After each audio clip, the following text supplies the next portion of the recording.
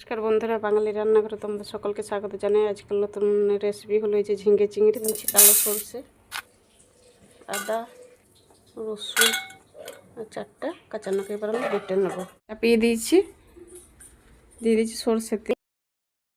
এবার আমি চিংড়িগুলো ভেজে নেবো। দিয়ে দিয়েছি লবণ, হলুদ গুঁড়ো।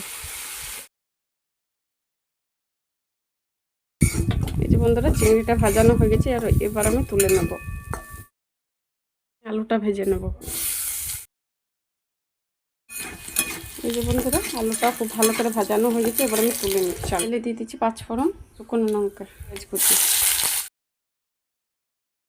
বন্ধুরা, পেঁয়াজটা আমার ভাজানো হয়ে গেছে।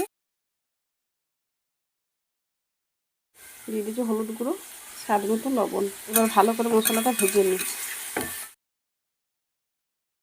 বেটে রাখা সরষে,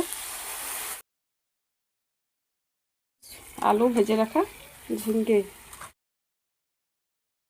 দিয়ে দিচ্ছি ভেজে রাখা চিংড়ি।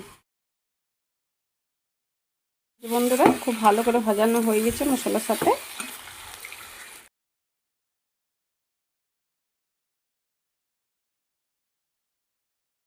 এই যে হয়ে গেছে সবজিটা। এবার আমি নামিয়ে নেব।